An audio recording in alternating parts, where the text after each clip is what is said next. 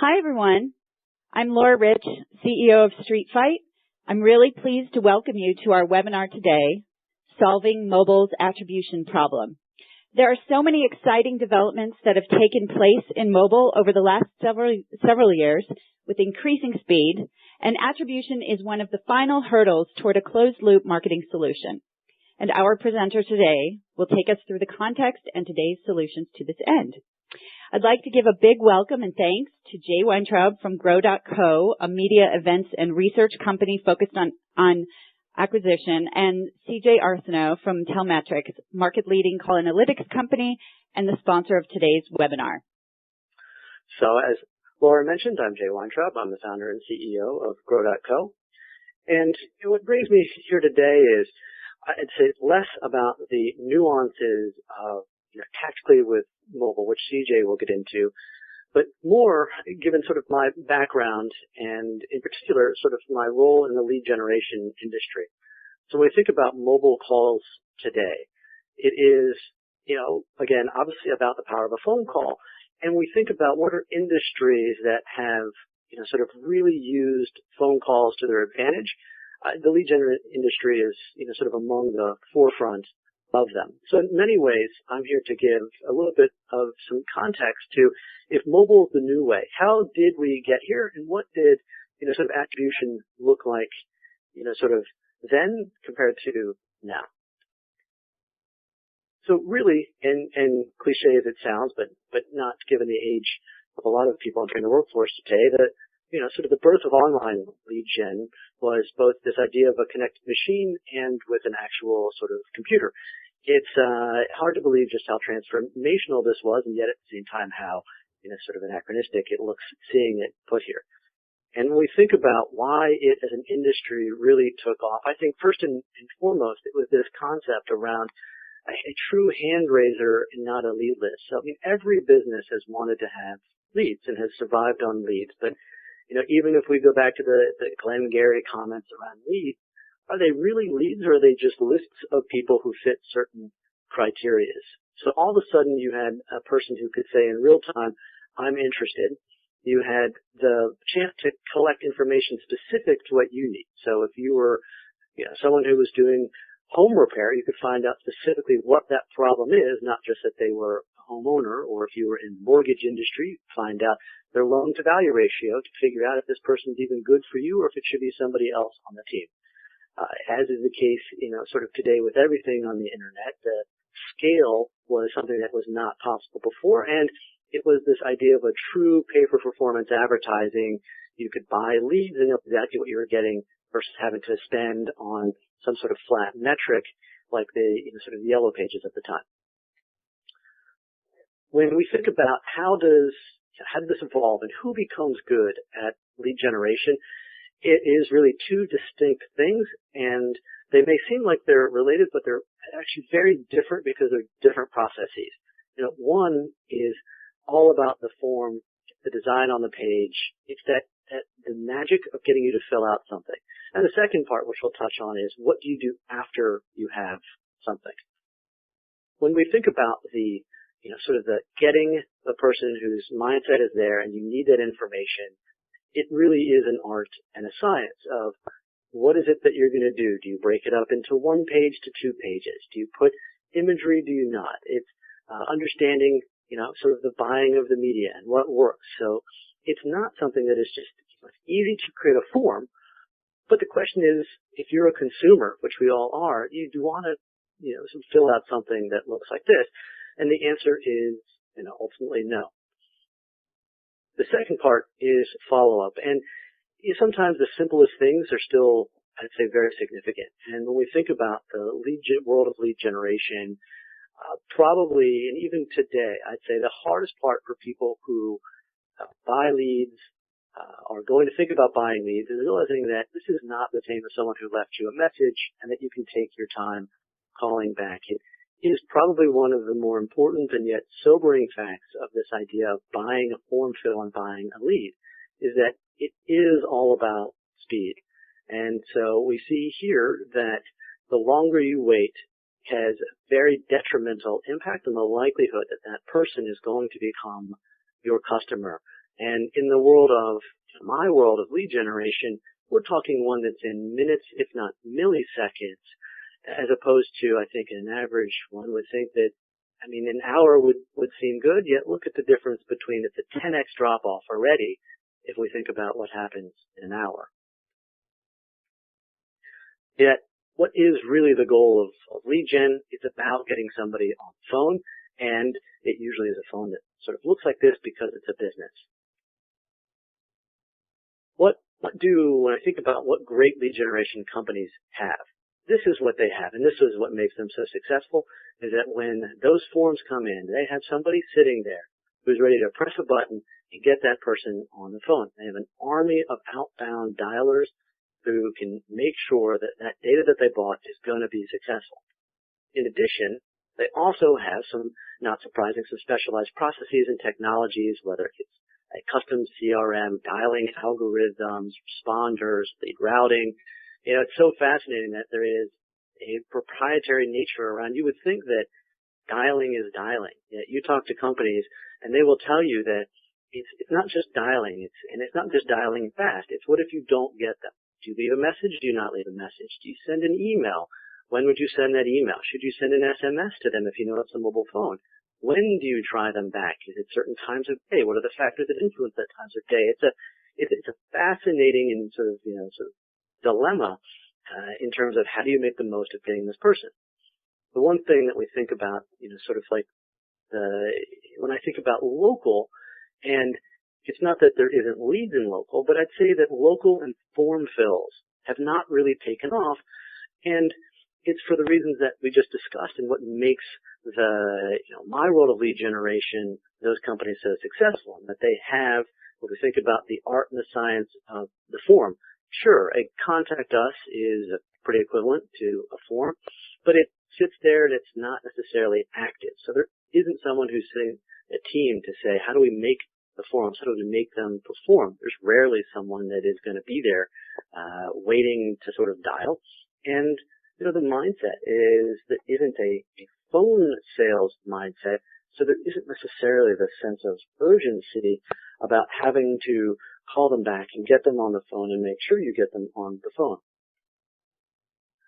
But when I think about and because there is an intersection between local and the world of lead gen, especially when we think about home services or insurance, they may not, or auto, the company still has something in common, and that is the power of the phone. I believe CJ will have some stats for us later about the power of the phone. But the two of them this is what they share, is that we all know the customer who calls us or that we get on the phone is an incredible lead compared to somebody who has not taken that action. The real question is that in the ecosystem of lead gen is that we have people who have mastered how to make the most of a phone call. And does it have to look like something like this, where it's a form to a call center? It is obviously a rhetorical question, otherwise we wouldn't all be here. And I certainly won't belabor the point that that mobile attribution, mobile's in the title, we've hit the point where we don't have to mention it now. That mobile has, as is the case with your industries and all of our industries, it's doing the same in the world of lead gen. In that now, instead of somebody filling out a form, they have the ability to just directly press dial. And it has this happy accident between the thing that we used to be a phone happened to now also be the thing that is a computer, and it has given birth to an idea of a brand new style of click. And, when I think about, because part of the sort of dilemma, at least in my world of the lead gen, is now that you have people who are on their phones and sort of dialing in, the first thing that we had to figure out for a lot of people is how to explain that an inbound call is a good thing, because it is a more expensive, if you're buying a call, it's much more expensive than buying a lead. And when we look here at two campaigns, one is a cost per lead and one is a cost per call, the way that someone might typically look at it is to say, okay, what is my close rate? And if I'm going to close 10% and it costs me $15 per, it's $150 in order to get the cost, sort of per close, if you will. And in campaign B, it actually works out to be the same.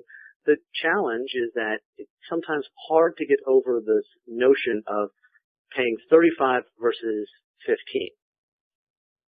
How we like to put it into perspective, though, is that rarely are we looking at apples to apples. So what's not often taken into consideration with the one that is more expensive is that, or at least in this case, the one that's less expensive, is that you actually have an OPEX in order to get that person on the phone. So while your cost per close in this case may still be $150, it's actually a lot more work to get there. And so doing this sort of visually to help illustrate what we all intuitively understand, which is that inbound calls are clearly something that have value and importance, and helping to illustrate why it is. What we just went through in sort of boring numbers, we see visually here, and it kind of shows that, you know, the amount of overhead that, you know, a company has to employ, you know, if you think about having clicks and leads versus calls, it's a lot less in a call ecosystem. You know, that leads us to this idea: is buying a call the best way to do it? It has the same things that made lead gen so possible. The scale, performance, hand raises are all there, but we have this big dilemma around capturing business-specific information, because when somebody just clicks on a phone, they aren't filling out, you know, that data.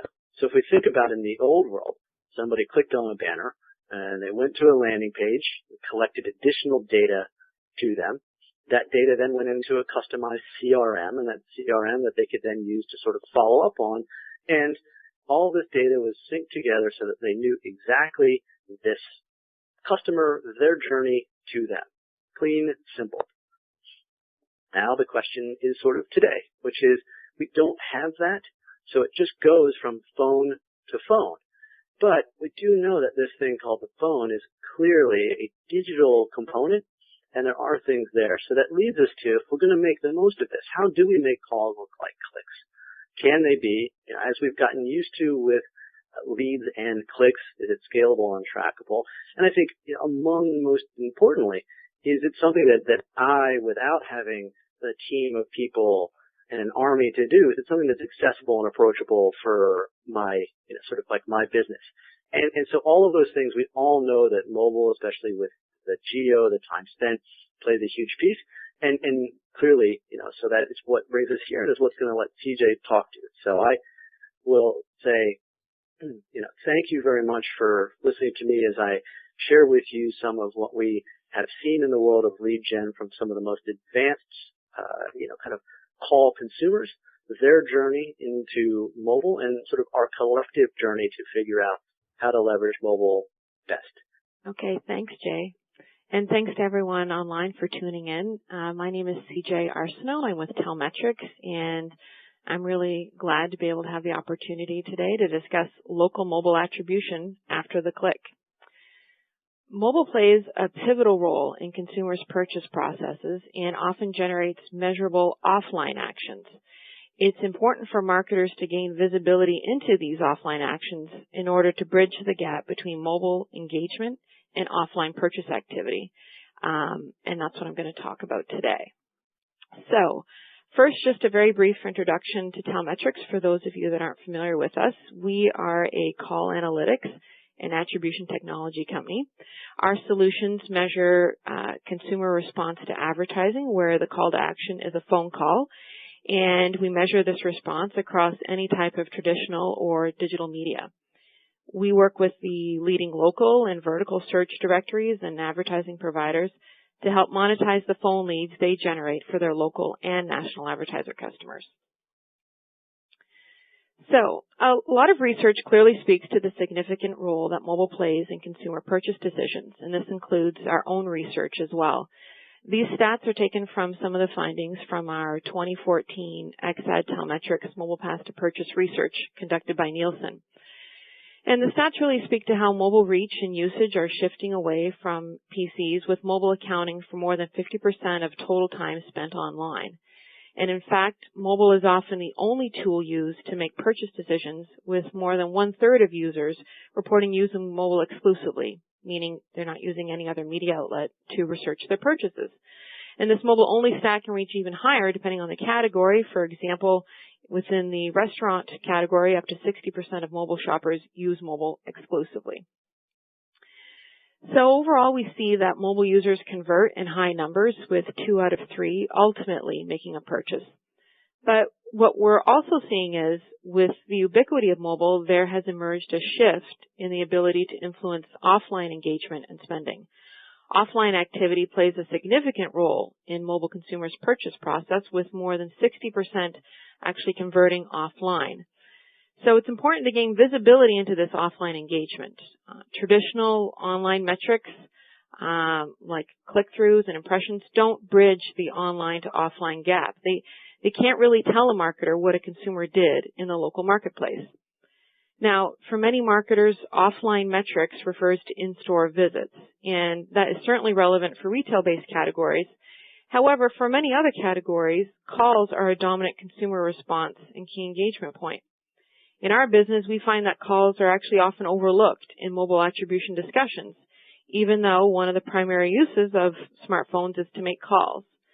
So from categories like plumbers and pest control and other in-home services, as well as professional services, automotive, and the list goes on, a call is one of the most common secondary actions after a search query or ad click.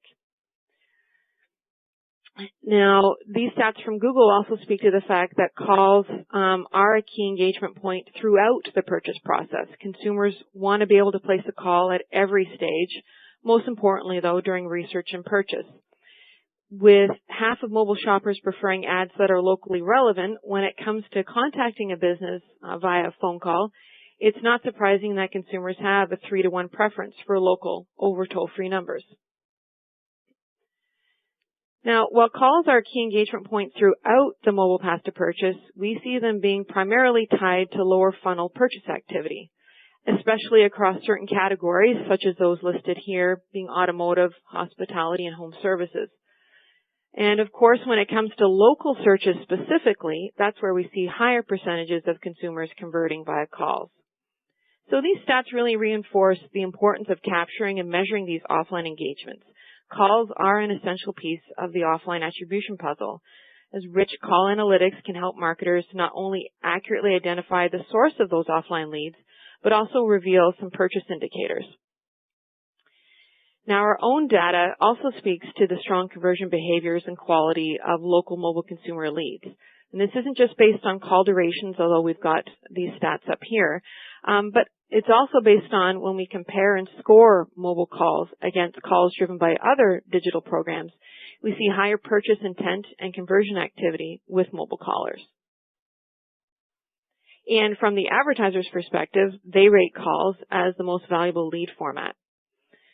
Now, when it comes to measuring calls, accurately capturing local mobile call-based leads can be a challenge if marketers are only measuring the number of clicks on call buttons, as these clicks don't actually confirm that calls were completed, and they don't provide any insights other than just that, click counts. However, marketers who leverage call tracking and attribution technologies, they can capture an accurate call-through rate and meaningful lead gen data. So through the placement of unique phone numbers in ads, call tracking and attribution technologies enable marketers to go beyond the click to effectively evaluate mobile or online call response.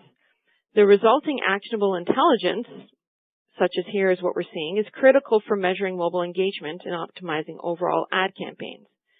Measuring calls as calls and not clicks validates consumer purchase behaviors with insights about consumer engagement, rather than just measuring clicks on a call button and working on an assumption that the call connected and it was a valid lead. These clicks aren't enough. Marketers need visibility after these clicks. And some of that visibility includes tangible performance results, as well as cross-media attribution, whether it be split out by channel, distribution partners, keywords, etc. There's also lead generation data, which is very helpful and can be integrated with CRM data for closed-loop conversion measurement. As well, such things as call durations or even call recordings can be leveraged to actually score calls for deeper insights. So marketers can use all of these types of offline or after-the-click insights to refine and optimize their existing campaigns for increased lead gen. Next, I just wanted to touch on some best practices when it comes to making the most out of call attribution programs. So the first best practice deals with using local phone numbers to drive greater response. So local relevancy and content are key drivers in mobile ad engagement, and we see that here even with our mobile path to purchase research. If an ad or a listing doesn't have local relevance at the time of an action, the consumer will move on to the next business or listing. So including local phone numbers rather than toll-free helps provide additional locality cues for consumers searching for businesses nearby. Also, we see consumer calls are amplified when a local phone number is used. Taking a look at our own data, we see that with local ads that have local phone numbers, they generate 4 times the number of calls than ads with toll-free numbers. So this also underlines the importance of ensuring upfront local contact info in digital or mobile ads. Next, it's important to ensure that the leads you're delivering to your end advertisers are just that. They're actually leads. Spam and telemarketer calls or even wrong number calls are not only a nuisance, but can also dilute advertiser call response data.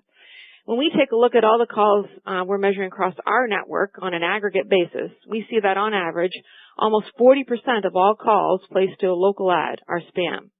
And that stat goes even higher based on the media type, as we see here in the case of both mobile and print media. So the implication here is a spam call blocking feature is essential to ensure that only valid ad-driven leads are actually being delivered to your advertisers. And when it comes to ensuring quality calls are delivered to your advertisers, it's also important to establish the definition for quality calls up front with them, with parameters that reflect the advertiser you're trying to drive leads for. And this may include using category-specific benchmarks that go beyond call duration. Third best practice speaks to the importance of measuring calls as calls and not clicks, like I mentioned before. So when it comes to measuring calls for mobile ad placements, many marketers today are only measuring the number of clicks on those call buttons. And as a result, they're not able to gain any access to meaningful insights beyond click counts. And this approach is working on the assumption that the clicks resulted in connected calls and valid leads.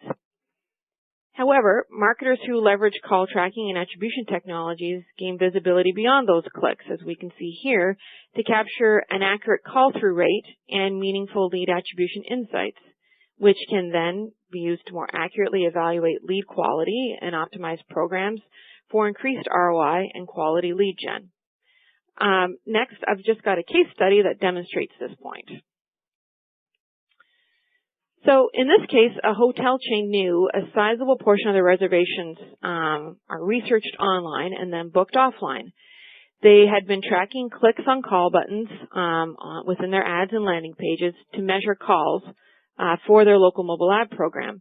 But they lacked visibility into anything beyond the click to determine if the call really happened or any other additional analytics. So without metrics beyond those click counts, they couldn't determine, which networks, distribution partners, placements, or creatives were driving quality phone leads. In an effort to more accurately track which specific placements were driving quality offline phone leads, the hotel chain started measuring the actual phone calls that connected via call tracking technology. And once they started doing so, they were able to glean more actionable intelligence about the phone leads they were actually generating, including tying unique leads back to specific partner placements. They also were able to measure and test various display creative ad partners as well, and then use these attribution insights to drive more consumer conversions, with the result of realizing a more than 30% increase in overall campaign ROI. Okay, and the last best practice I wanted to share today has to do with closing the online-offline gap with dynamic call tracking. So dynamic call tracking, also known as dynamic number insertion or keyword level call tracking, dynamically replaces phone numbers on websites or landing pages with call tracking numbers tied to the referring lead source or how the user arrived at the website in the first place. So this could be based on referring search engine, specific ad placements, keywords used, or any other type of variable. In this example, we can see how the same user would be presented with a different phone number on the website, on the same website, when clicking through from a Google search ad versus a Bing search ad. Any calls placed to these numbers on the website would then be attributed back to the originating source that delivered the lead. So in this case, either the Google search ad or the Bing search ad. And this would provide a more holistic view of online and offline lead gen. In essence, dynamic call tracking connects the dots between a digital ad or search campaign and any resulting calls placed from an advertiser's website or landing page. So here we see we've got a single user, but we see different contact numbers being presented on the same site to the same user based on the channel used to access the site. So as a result, no attribution is lost, with website calls being accurately attributed back to the lead source that triggered the site visit in the first place. So let's actually take a look at an example of how one company leveraged this technology to close the attribution gap. So in this case, there was a local search directory that was already utilizing call tracking numbers within their directory ads and listings to measure and gain attribution for calls generated based on if consumers place calls directly from those ads or listings. However, directory attribution was lost when searchers clicked on the direct link to an advertiser's website within the directory ad, and once they went to the website, they then made a call. There were calls being placed on the advertiser websites as a result of the click-throughs from the referring directory ads, but the directory provider had no visibility as to what was happening after these clicks. So they implemented dynamic call tracking to help bridge this gap by revealing how many advertiser website visits triggered by directory ads resulted in calls. Specifically, each time a consumer clicked through one of the directory listings or ads to visit an advertiser's website or landing page, the phone numbers on that site were dynamically replaced with call tracking phone numbers tied to the directory campaign, so that any calls placed to those numbers would then be attributed back to the referring directory ad. As a result, the directory provider found that 37% of consumers who accessed advertiser sites from directory ads placed a subsequent call to those advertisers. These were phone leads that the directory was already generating for their advertisers. But now, after implementing dynamic call tracking, they were actually able to gain credit for them, which meant an immediate overall attribution lift, translating to stronger lead gen story and proof of performance to support advertiser growth and retention. Without this technology, the calls being placed on the websites would have been incorrectly attributed to the wrong source, and the directory would have lost any credit for them. So great things are happening offline after the click. It's just a matter of gaining visibility and credit for it. Local mobile attribution success hinges on capturing offline consumer engagement points, which, when combined with traditional click-based metrics, provides for a more complete picture of mobile or digital ad performance.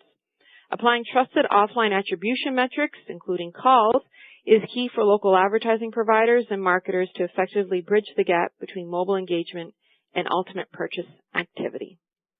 And with that, I'll say thank you very much. I've included my email address on here as well, so please feel free to get in touch with me. Thank you.